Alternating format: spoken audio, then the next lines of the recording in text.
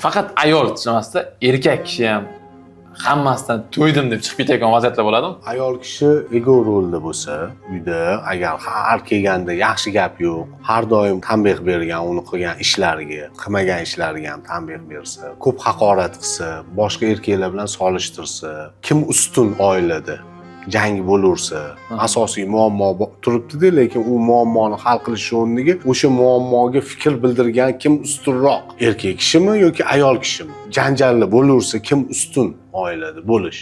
U ham katta oilani inqirozga olib keladi va natijada bir xil erkaklar uni ko'tara olmaydi, hamma narsadan to'ydim, charchadimman deb chiqib ketadi. Qo'shimcha qilib aytaman, erkak kishi agar bolaligidan uyda, o'zini oilasida o'sish davomida agar qadrsiz bo'lib o'sgan bo'lsa, uni qadrini o'zi sezmagan bo'lsa, his qilmagan bo'lsa, keyinchalik u qadrini baribir o'zini oilasidan, ayoldan kutadi. Ayoli ham xuddi shunaqa yomon munosabatda bo'lib, uni qadrlamasa, uni harakatlarini, uni mehnatini, oila parvarligini yoki qilayotgan mehri, ko'rsatayotgan mehrini qadrlamasa, albatta u erkak kishi qadrsizligi ichida to'lib ketadi-da, unaqa odamda juda qattiq kerak emaslik hissi paydo bo'ladi. Va o'sha holatlarda ham uydan ishasi kerak emas, charchadimman deb chiqib ketishi mumkin.